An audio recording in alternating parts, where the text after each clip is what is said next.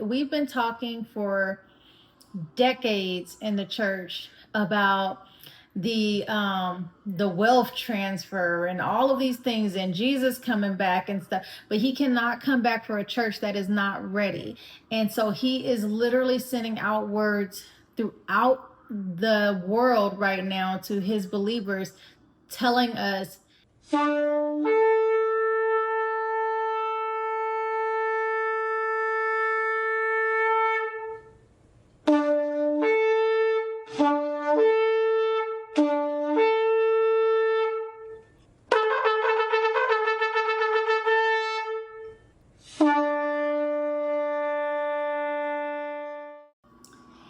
Hey guys, welcome back to Talitha Cumi, A Daughter's Awakening.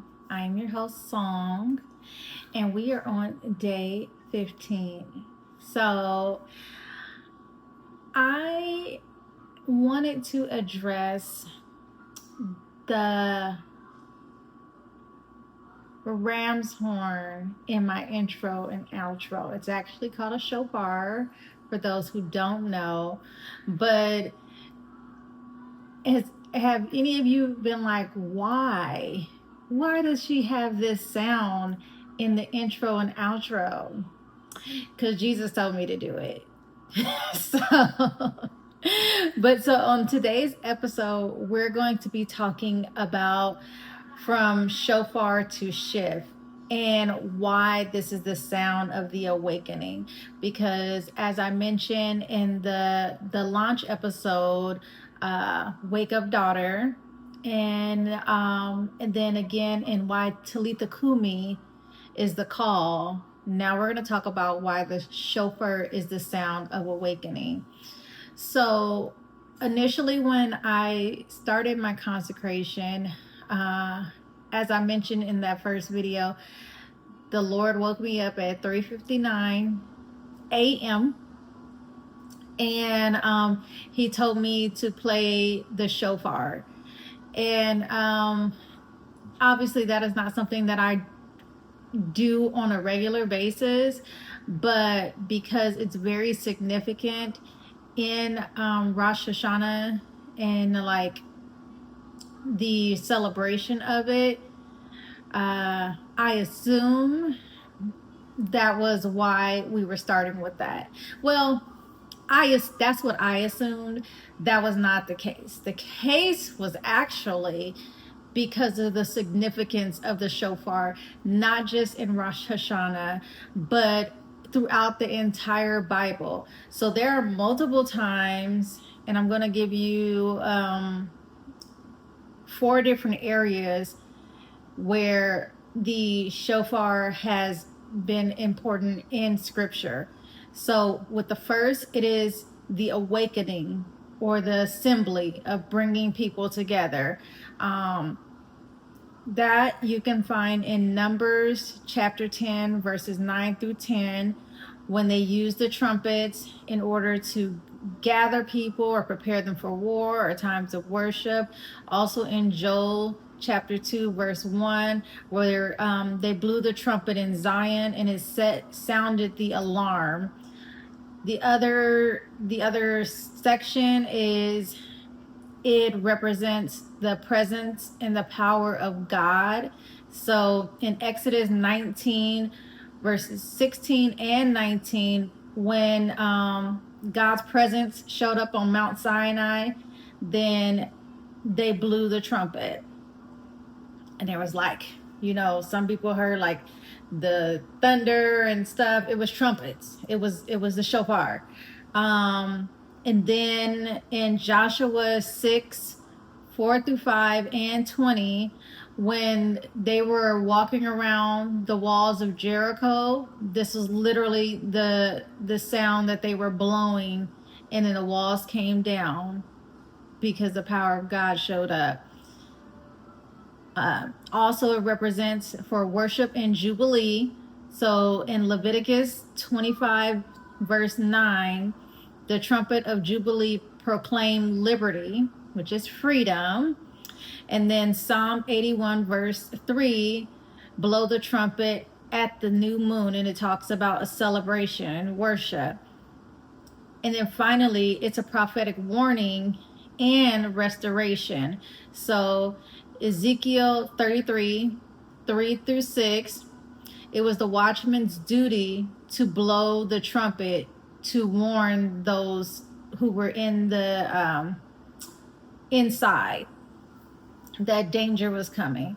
And then in 1 Corinthians 15:52 and in 1 Thessalonians 4:16, it talks about the last trumpet and the resurrection and transformation.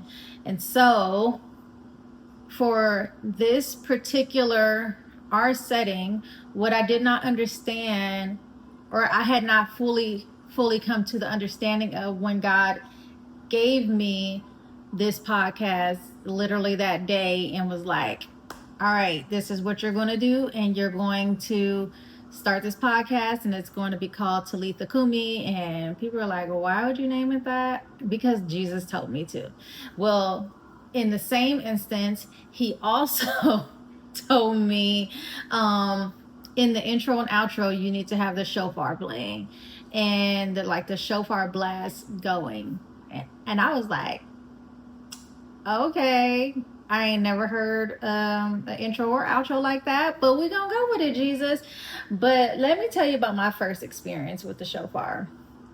So on said day when we first started this journey and I was listening to it, I literally was like listening and my heart felt like it was like elevating, and like it felt like things were being rewired in my brain. Like all of these things were going on, and I was like, what is happening?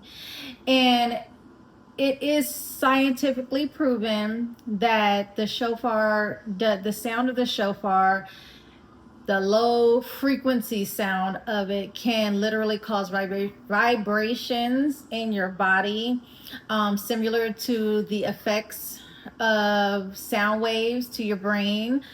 It can also help synchronize your heart and your brain, and help create a sense of urgency. So for me, it felt like I was like, I don't know, like it kind of feels like my heart is racing, but I know it's not a panic attack because I know what it feels like to have panic attack. It just feels like something is waking up on the inside of me.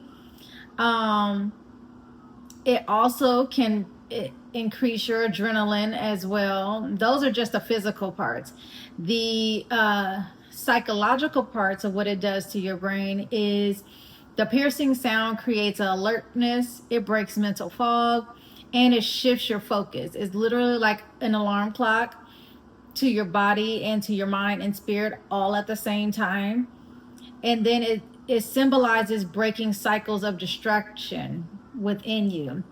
And then spiritually, it awakens the heart to repentance and readiness, and it breaks spiritual slumber and calls us into alignment, into God's presence. So literally, when God gave me this podcast, it was all about releasing a sound. It was calling his daughters to awaken to who he's called you to be, to rise up to who he's called you to be, to understand there's a sound that is supposed to come out of you from the inside, but the sound had to be awakened. And the way that the Bible has used the shofar over and over again has been to awaken, whether it's people in order to rejoice, people to repent, or people to prepare for war. And so you have to have an awakening on the inside in order to walk into who God has called you to be. In order to have that shift, that paradigm shift in your mind, your spirit man has to be awakened. Many times we have been in a state of slumber or sleeping on who God has called us to be. I know in the world we talk about like, I've been asleep, but now I'm woke, or I've been woke, or whatever, like different phrases talking about being woke and staying woke and stuff. But literally, many in the body of Christ are sleeping. And God is saying, it is time to awaken. It is time to be everything I've called you to be, and walk in that, and get out of that bed and get up. Talitha Cumi. So as we prepare 3 days away from Rosh Hashanah, I'm calling you to attention of what are the areas in your life that you've been asleep in that you need to awaken to. What are some of the things that God is telling you, like these areas you have let be stagnant for too long? You have not been doing what I've called you to do, and it is time for you to awaken to the woman that I've called you to be, or to the man if there are men listening to this. But what are you needing to awaken to? And I'm telling you, like, you could literally go on YouTube and put in shofar sounds or blowing or Rosh Hashanah shofar, and it will pull up multiple sounds, and there are different sounds, like depending on the way that it's blown, it releases certain different calls. And so when you look those up, you'll see there are certain shofar horns that blow for war or spiritual war or awakening in that area or warning in that area. There are certain ones that are blown for blown during the times of celebration. And so whatever it is that's going on in your life right now, you can find the horn that you need in that time, and it will awaken things on the inside of you. It will break spiritual chains off of you. It's literally like a battle cry. And I think it's funny too, because I think I mentioned to you guys about my screensaver on my laptop being the sparrows, when God was talking to me about, like, I take care of them. Why aren't you more valuable? Like, the sparrows popped up in that time. Well, in the past couple days, I keep having, because my screensavers just change by themselves. I don't know where they decide to pick these pictures from, but they do. So the past couple of days, I keep seeing this ram standing on top of a mountain. And every time the picture pops up, I meant to screenshot it, but every time the picture pops up, I think about the ram that was caught in the thistle when God told Abraham to sacrifice his son, but then God provided a ram in the bush. Literally, the shofar is the ram's horn. And so when I see it, I think about the ram in the bush, and I think about the shofar, and I just think, like, God, you just keep talking about this sound everywhere. Like, you want us to understand that you are releasing a sound. We've been talking for decades in the church about the wealth transfer and all of these things, and Jesus coming back and stuff, but he cannot come back for a church that is not ready. And so he is literally sending out words throughout the world right now to his believers, telling us it is time to wake up. It's time to walk in who I've called you to be, because if you're not ready when he comes back, then you will be left behind. But even before he comes back, there are things that he needs done in the earth. There are people that he needs reached. The people that he's called you to reach, you will never be able to reach in your sleep state.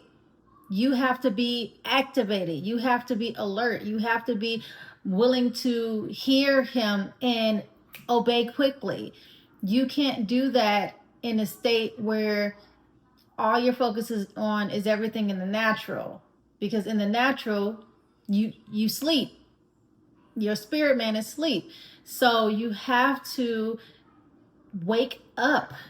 You gotta wake up. So I said, like I said, go and listen to the shofar horn, and now when you hear it every time that it's playing in the intro and the outro, you'll hear it differently now. You'll understand it's an awakening that God is telling you it's time to wake up.